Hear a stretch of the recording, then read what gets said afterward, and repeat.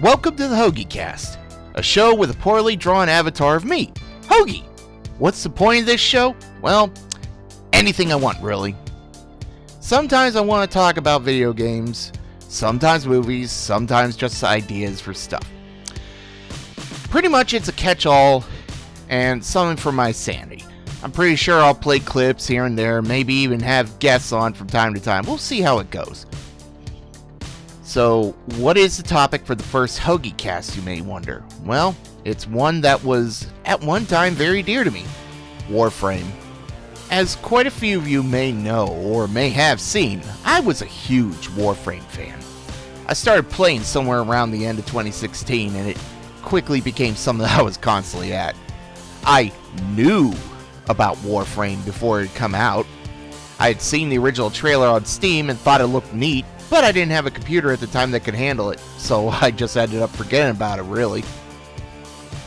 And then before I started playing, I noticed a friend of mine playing it a lot, like way more than anything else, and it got me wondering, what is it about the game that is drawing him in so hard?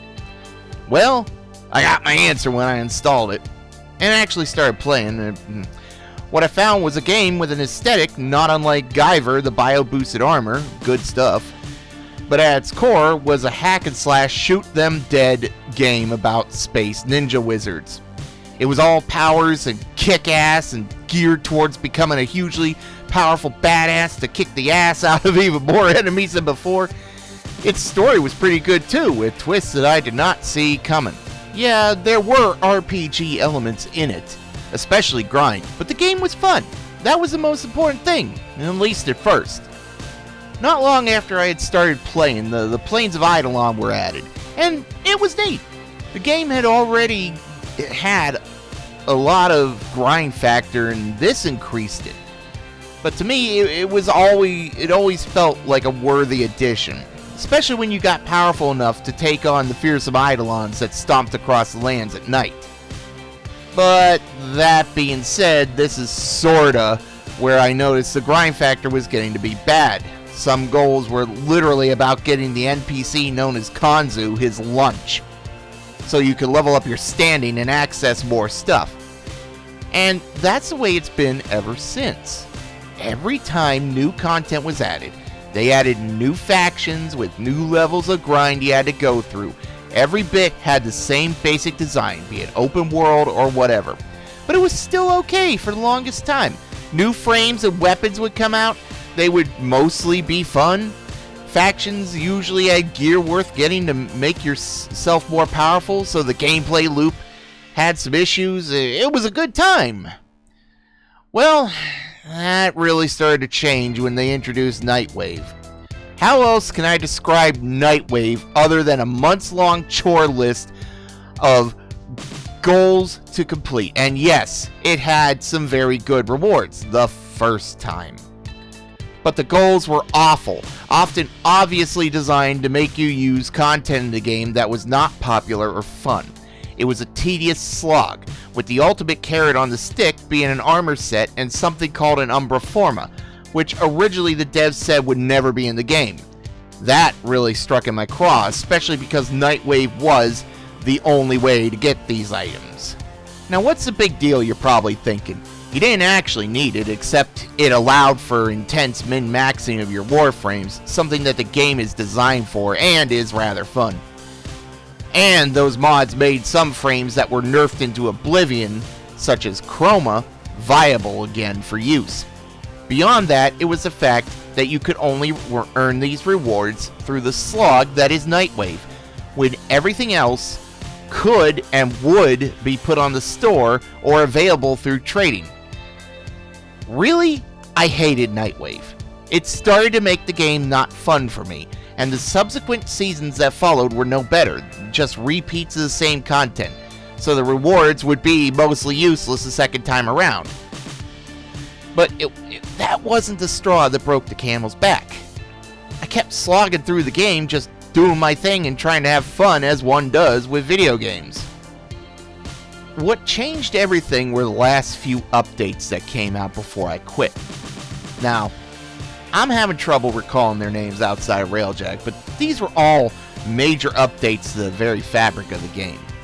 These have been hyped for several years by the devs. Grineer Liches that were advertised like the Nemesis system from Shadow of Mordor / War, epic spaceship battles a la Imperium, that's the name. Suffice to say, everything they promised fell so short it was embarrassing. The Liches were hideously designed, not part of Railjack as promised, as Railjack needed more time, at least according to the devs. They introduced a level of grind that was completely unacceptable as well. To be able to fight a Lich, you had to collect or buy mods going by the name Requiem, and then you would have to slog through tons and tons of missions, killing specific minions to fill up a bar specific to your Lich to figure out the mod order for their specific kill command. Now, you're probably thinking, big deal, it's more game, right? Well, the big deal is the design. The mods were incredibly hard to get. You had to open relics to do that, and you were never ensured to get one, let alone one that you didn't have, as there were so many on RNG. Beyond that, the mods had a finite charge of 3 Liches. Once you killed 3 Liches with one mod, it would be rendered useless, and you would have to go back and grind in hopes of getting a replacement.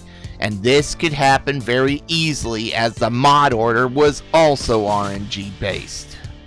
And yes, I did 2 different Liches.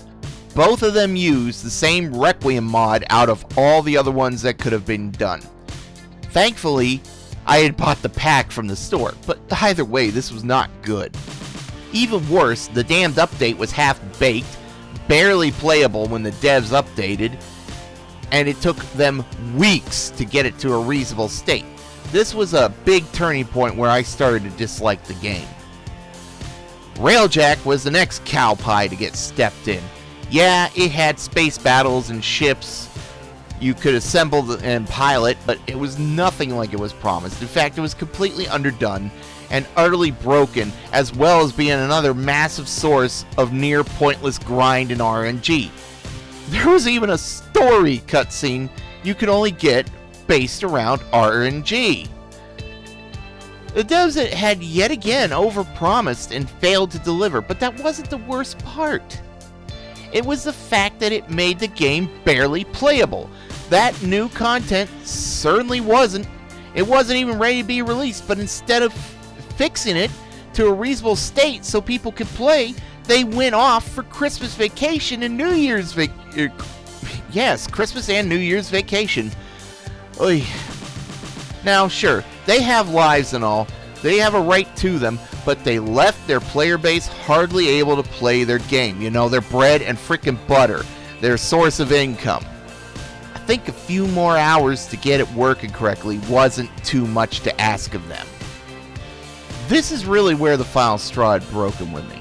The game was once a kick-ass action game with awesome ideas and massive fun factor. I didn't care if you were so OP you could nuke a field of enemies without even trying and had to put up with some grind every now and then for this and that. But the game lost that. It became nothing but pure, unfiltered grind. Pointless grind that could have been handled better. I could have understood the Requiem mod grind, for example, if they didn't have the charges. I mean, oh yes, a big slog of RNG, but once you had them forever. That would have been fine.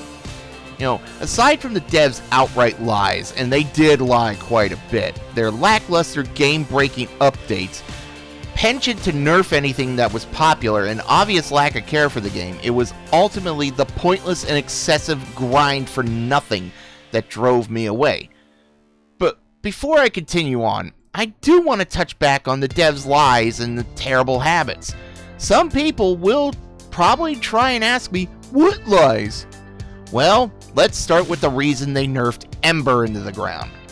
They claimed it was because she was a lazy playstyle frame and was too easy to nuke low-level missions with no effort, supposedly depriving other players of fun. So they nerfed her so hard she was basically useless unless you rebuilt your entire mod design on her, and it didn't even achieve their stated goal. All it ended up doing was keeping Ember out of higher level missions. It never once changed any bit about nuking low level missions because low level missions are low level and piss easy. That's why they're low level missions.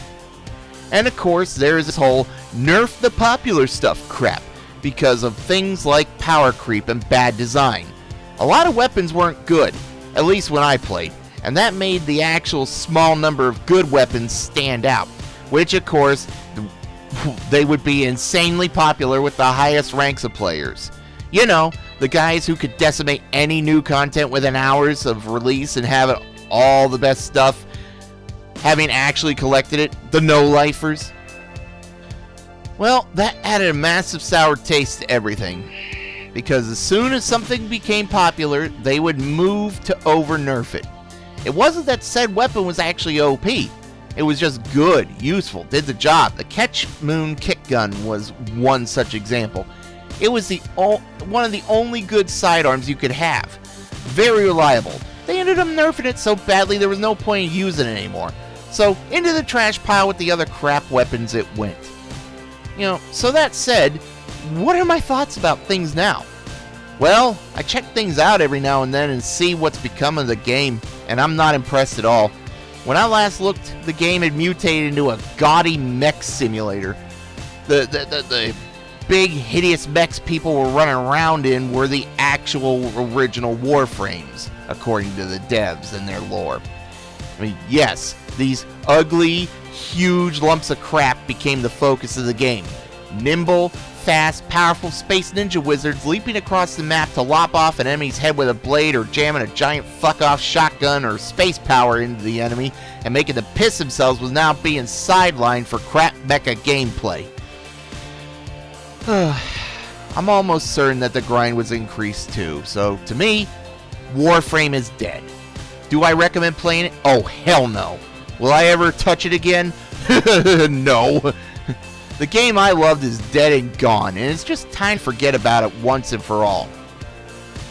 I hope you enjoyed this video. If you want to join us next time for the HoagieCast, you should subscribe and turn that bell on for all. Hey, if you've made it this far into the video, you must like it, right? Well, if you do, feel free to like, comment, and subscribe. Follow us on Twitter, Discord, and if you're feeling oh so generous, Patreon. Thanks for watching.